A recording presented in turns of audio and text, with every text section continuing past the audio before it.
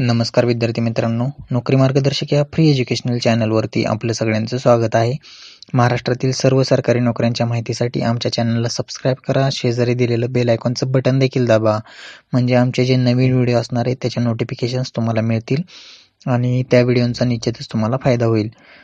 तर मित्रांनो, आपल्याकडे बरीचशी अशी मंडळी असते की 10वी-12वीवरती जॉब बघत असते, ज्यांना कोणत्या ना कोणत्या स्वरूपात लवकरात लवकर जॉब हवा असतो. तर अशाच विद्यार्थ्यांसाठी आजचा हा व्हिडिओ आहे.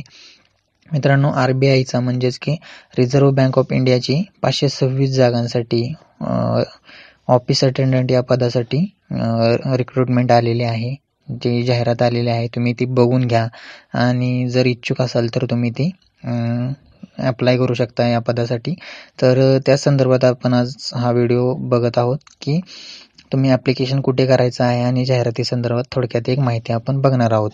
तर ॲप्लिकेशन करण्यासाठी तुम्हाला भारतीय रिझर्व्ह बँकेच्या साईटवरती, म्हणजेच की तुम्हाला एक लिंक दिली जाईल. मी खाली व्हिडिओच्या डिस्क्रिप्शनमध्ये तुम्हाला एक लिंक दिली जाईल की तुम्हाला ॲप्लिकेशन कुठं भरायचं आहे. फॉर्म वगैरे जो असेल तो तुम्हाला ऑनलाईनच भरावा लागेल आणि जे पेमेंट असणार आहे, म्हणजेच की फी असणार आहे, ती देखील तुम्हाला ऑनलाईनच भरावी लागेल. म्हणजेच की credit card, debit card, net banking वगैरे अशा माध्यमातून तुम्हाला जी फी असणार आहे या परीक्षेसाठी ती भरावी लागणार आहे. आता 17 नोव्हेंबर 2017 ते 7 डिसेंबर 2017 पर्यंत तुम्ही हे जे ॲप्लिकेशन आहे ते करू शकता आणि 7 डिसेंबर 2017 ही शेवटची तारीख असेल या पदासाठी अर्ज करण्याची आणि तुम्हाला ऑनलाईन स्वरूपातच अर्ज हा करावा लागणार आहे.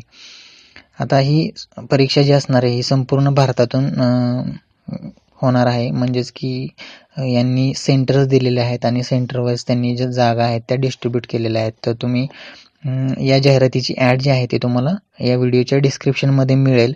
तर तुम्ही सविस्तर ॲड बघण्यासाठी तिथं त्या लिंकवरती जाऊन तुम्ही ॲड जी आहे ती बघू शकता आणि हे जागेंचं डिस्ट्रीब्युशन वगैरे आहे ते तुम्हाला तिथं बघता येईल व्यवस्थितपणे. आता तिथं संपूर्ण ॲड तुम्ही चेक करून घ्या व्यवस्थित. आता वयोमर्यादेबद्दल तुम्हाला सांगायचं झालं तर 18 ते 25 वर्ष ही ओपन कॅटेगरीसाठी आहे. बाकी एज रिलॅक्सेशनमध्ये तुम्हाला सगळं डिटेलमध्ये त्यांनी कॅटेगरी वाईज दिलेलं आहे. तर तुम्ही जाहिरातीमध्ये ते बघून घ्या. शैक्षणिक पात्रतेबद्दल बोलायचं झालं तर उमेदवार जो आहे तो कमीत कमी 10वी पास असणं गरजेचं आहे आणि ते तुम्ही व्यवस्थित चेक करून घ्या तिथं. आणि महत्त्वाची गोष्ट ही की ग्रॅज्युएट विद्यार्थ्यांना या परीक्षेसाठी अप्लाय करता येणार नाही. जर ज्यांचं ग्रॅज्युएशन कंप्लीट आहे असे विद्यार्थी या परीक्षेसाठी पात्र नसतील आणि तुम्ही 1 नोव्हेंबर 2017 पर्यंत अंडर ग्रॅज्युएट असणं गरजेचंच आहे. म्हणजेच की ग्रॅज्युएशन कंप्लीट असणाऱ्या विद्यार्थ्यांसाठी ही परीक्षा देता येणार नाही. ओके. आता परीक्षेचं स्वरूप कसं असणार आहे, तर परीक्षा ही मुख्यतः 2 ह्याच्यामध्ये विभागात आहे. पहिली गोष्ट ऑनलाईन टेस्ट असणार आहे तुमची, जी की 120 मार्क्ससाठी असेल आणि 90 मिनटं वेळ असेल या टेस्टसाठी. आणि ही जी टेस्ट असणार आहे ही MCQ टाईपची असणार आहे. म्हणजेच की तुम्हाला MCQचे प्रश्न येतील. असे 120 प्रश्न असणार आहेत आणि 120 मार्क्स असणार आहेत.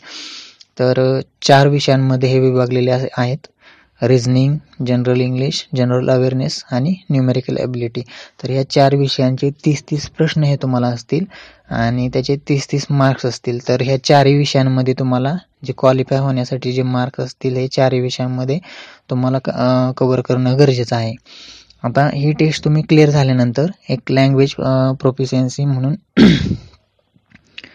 टेस्ट असणार आहे, दुसरी टेस्ट असणार आहे, जे की तुमचं जे लोकल लँग्वेज असेल ते तुम्हाला लिहिता, वाचता आणि बोलता हे येते का हे या टेस्टमध्ये तुमचं चेक केलं जाईल आणि त्यानंतर तुम्ही या परीक्षेमध्ये म्हणजे या पोस्टसाठी पात्र असाल. तर हे झालं तुमचं परीक्षेबद्दल आणि परीक्षेचं स्वरूप जे असणार आहे ते झालं. तर आणि महत्त्वाची गोष्ट की जी ऑनलाईन टेस्ट असणार आहे ही निगेटिव्ह मार्किंग असणार आहे. 1/4 हे निगेटिव्ह मार्किंग असेल या टेस्टमध्ये. तर हे लक्षात ठेवायचं आणि प्रत्येक विषयाचा तुम्ही व्यवस्थित स्टडी करायचा आहे. आणि या परीक्षेचा जो रिझल्ट असेल तो जानेवारी किंवा फेब्रुवारीमध्ये 2018 मध्ये हा ऑनलाईनच डिस्प्ले केला जाईल. बाकी काय आहे ते तुम्ही सविस्तर जाहिरातीमध्ये बघू शकता. पे स्केलबद्दल बोलायचं झालं तर तुम्हाला 10,940 हे बेसिक पे मिळेल सुरुवातीला. म्हणजेच की तुम्हाला सुरुवातीला जॉईन झाल्या ग्रॉस सॅलरी जी असणार आहे ते सगळे अलाउन्स वगैरे मिळून 22,339 ही सॅलरी असणार आहे. चांगल्या प्रकारची सॅलरी आहे. तर तुम्ही अप्लाय करू शकता. कोण तुमचा छोटा भाऊ बहीण वगैरे कोण अशा परीक्षांसाठी प्रयत्न करत असतील किंवा अशा परीक्षांसाठी अभ्यास करत असतील तर त्यांना हे जरूर कळवा. 526 जागा ज्या आहेत त्या संपूर्ण भारतातून भरल्या जाणार आहेत. तर त्यांना जरूर सांगा. आता या परीक्षेसाठी फीज किती असणार आहे तर SC ST PWD आणि एक्स सर्व्हिसमॅन जे आहेत तर त्यांच्यासाठी 50 रुपये ही परीक्षा फी असेल. आणि OBC आणि जनरल कॅटेगरीजमध्ये 450 प्लस इंटिमेशन चार्जेस काय असतील ते अशी फीज असणार आहे. आणि SC ST PWD आणि एक्स सर्व्हिसमॅनसाठी 50 रुपये आणि इंटिमेशन चार्जेस काय असतील ते. तर अशा प्रकारची फीज आहे.